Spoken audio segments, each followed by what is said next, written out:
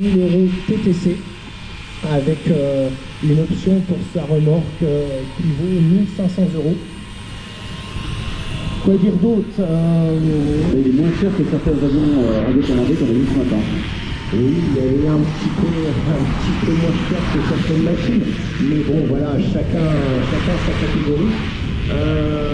Quoi dire d'autre la petite particularité de toutes les machines monoplaces de la gamme. Vraiment pas.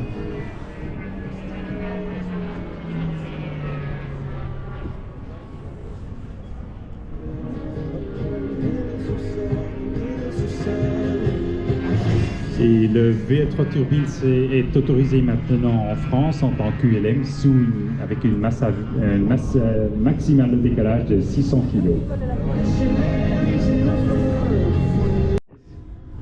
Alors là, en combinaison avec les volets du VL3, on arrive à vraiment se poser sur des petits terrains 150 mètres. Grâce au volet en intrado, là il est à 3 crans, il fait un passage à 50 mètres.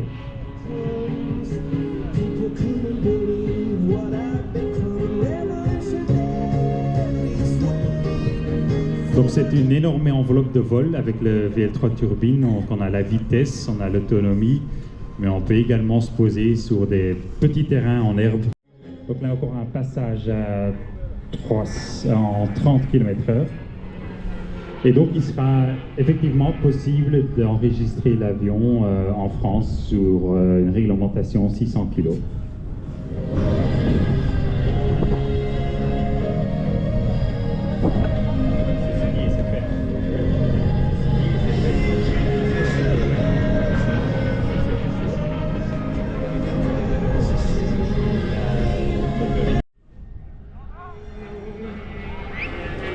Magnifique démonstration.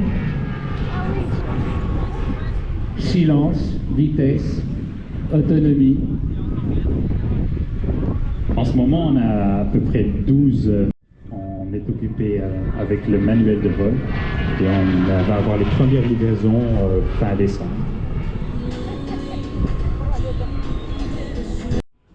Et ça, c'est un des grands atouts du VL3. On a la vitesse, mais également des volets en intrado qui sont super efficaces pour se poser très court.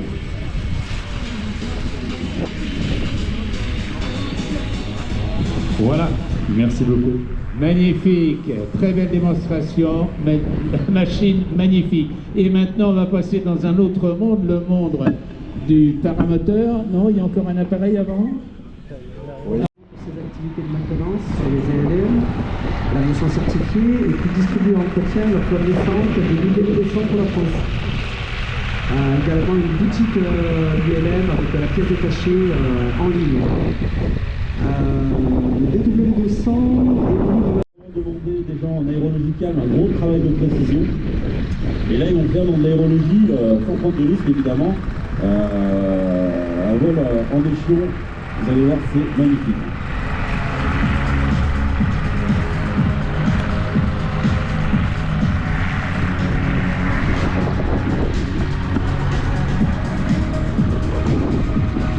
L'axe en aile bleue, le leader de la patrouille, chez Ricky, champion du monde.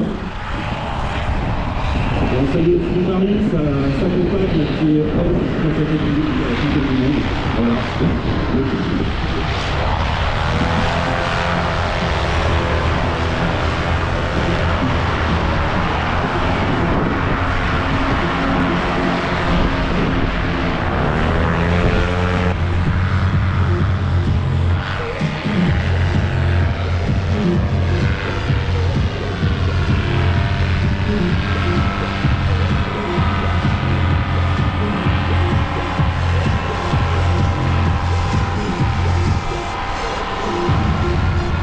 Les pilotes se rassemblent malgré les conditions aéro ultra difficiles pour le temps.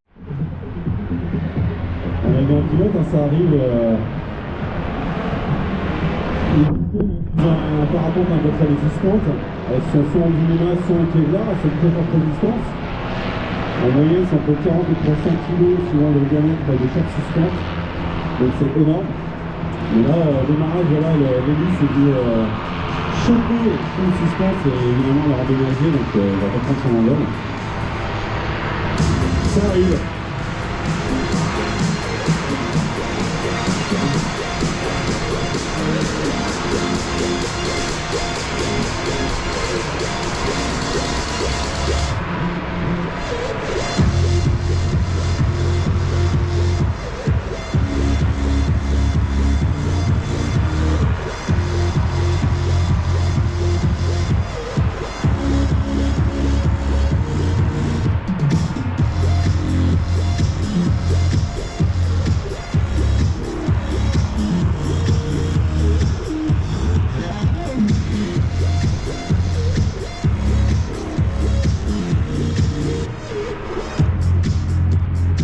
Alors on a les deux paramoteurs électriques donc, qui ferment la marche.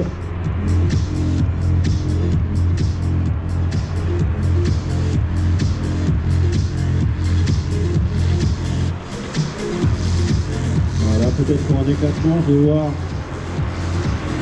Oui, éclatement, on peut les applaudir main fort, à droite, à gauche, séparation en deux groupes. Avec des machines complètement différentes, des motorisations différentes également, des conditions, je le répète, mouvement de masse d'air turbulente, pas évident, mais ils y arrivent à la perfection.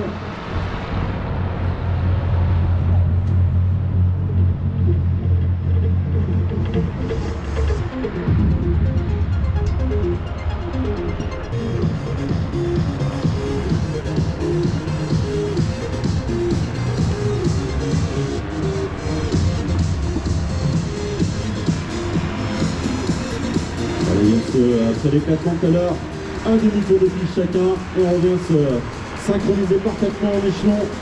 C'est vraiment beau. Allez, on fait du bruit en public, on lève les bras bien haut, on leur fait coucou à nos pilotes. Vous avez l'élite mondiale devant vous dans la discipline paramoteur.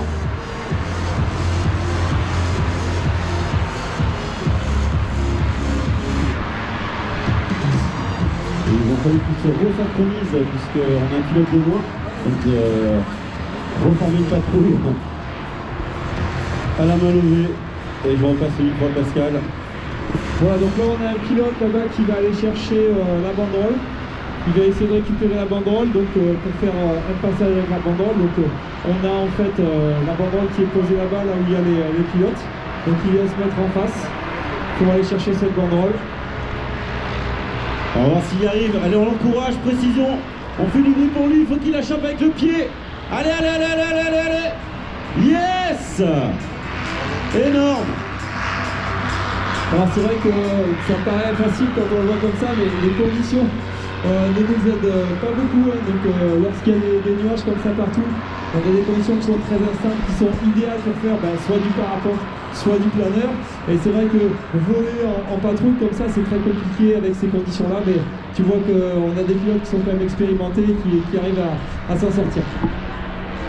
Carrément, ils ont un niveau 7, là ça donne envie d'aller se mettre en l'air parce qu'il y a des termines de partout. Il faut savoir que tout le petit lumineux que vous voyez au-dessus, c'est le sommet des ascendances. Alors on n'a pas un plafond qui est très haut, mais vu qu'on a de partout, on peut dire que c'est honnêtement, on va avoir des ascendances de partout.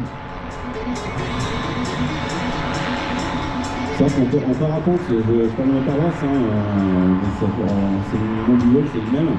Il y a 2 mois et demi, les pilotes de l'équipe de France de vol libre ont découvert Paris, à 50 km de Paris, à Geoffroy, c'est un petit site qui fait à peu près 40-50 mètres de haut. Ils sont posés à Périgueux, à côté de Bordeaux. Donc ils ont traversé la France en ligne droite par la semaine.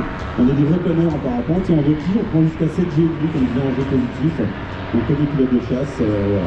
Et en paramoteur, c'est le même principe, à part qu'il y a le moteur qui peut aider quand il y a plus d'ascendance. Ou pour des disciplines ultra radicales comme le slalom ou le vol de distance, où les GRI ont des parcours avec des autoroutes comme nous en distance.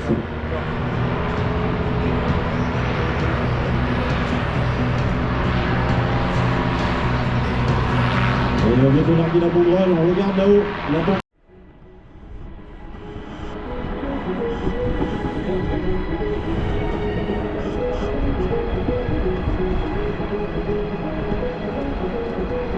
Allez, un dernier petit passage peut-être pour vous faire coucou. Alex Mathéos, le multiple champion du monde, le sportif le plus titré dans cette discipline, qui vient se poser en premier. en douceur face au vent, avec un petit slide Tiberfoot.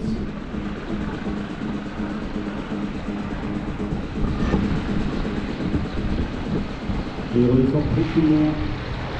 Et les aides à bouge. Alors c'est des profils par rapport à des paramètres classiques, c'est des profils particuliers qu'ils utilisent en paramoteur, notamment avec du réflexe, semi-réflexe.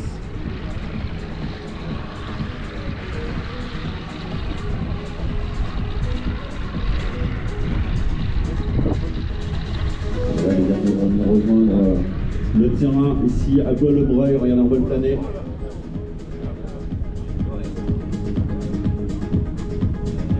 Voilà, il faut gérer le poids du moteur en plus opposé. Et ça plane, hein. Allez, tonnerre de bruit pour tous nos pilotes qui vont venir nous rejoindre ici. Les filles, elles sont toutes seules les plus à sensibilité, il faudrait généralement beaucoup plus vite que les hommes. Voilà, tonnerre d'applaudissements pour cette équipe de France fédérale. Sous l'égide de Pascal que j'aimerais, voilà, c'est un des sportifs le plus médaillé aussi, maintenant l'entraîneur de cette fabuleuse équipe. Et j'aimerais un tonnerre d'applaudissements pour tous ces pilotes. Pascal, je te rends le micro, j'aimerais que tu parles un tout petit peu de ton palmarès, même si je sais que tu n'aimes pas trop en parler, et puis que tu nous présentes un peu ton équipe. Hein. Eh ben écoute, ouais, moi j'ai été champion de France et champion du monde de paramoteur, voilà. Et donc il y a quelques années, finalement j'ai été plus médaillé en tant qu'entraîneur depuis que en tant que compétiteur. Et puis voilà, je prends beaucoup de plaisir à transmettre. Joël Borel juste à côté, Thomas Richard juste à côté, pareil du collectif France. Alexandre Mathéos, donc le pilote le plus titré en paramoteur, 10 fois champion de France, 6 fois champion du monde. Ensuite on a William Borderieux juste à côté. Thibaut Léné aussi, un pilote titré. Le récent champion du monde de chariot, Glenn Michelin, ici, voilà, donc qui a été champion du monde cette année en Angleterre. Juste à côté, le champion du monde en décollage à pied, Romain Aubin, ouais, qu'on a beaucoup de pilotes médaillés. Ensuite, nous avons Joël Egas, juste à côté, un pilote de l'équipe qui a été champion de France aussi. Encore un champion de France juste à côté, c'est Michael Merck. Alors Michael, c'est lui qui avait la banderole, hein, qui a acheté la banderole, le fumigène, donc voilà. Bravo à Mika, donc ça a été très apprécié. Le champion de France de paramoteur, juste à côté, 2024, c'est Stéphane Fontana. Juste après, on a en fait un pilote qui a eu un petit souci, c'est lui qui a mis la suspente dans la liste, donc ça arrive. Les conditions étaient quand même très difficiles, donc c'est pas facile. C'est Franck Simonet qui a été vice-champion de France il y a quelques années. Et Enguerrand Laveur-Verrouillé qui est juste à côté. Donc, et puis c'est Gérald Boyer qui s'occupe en fait de la connexion avec son démon.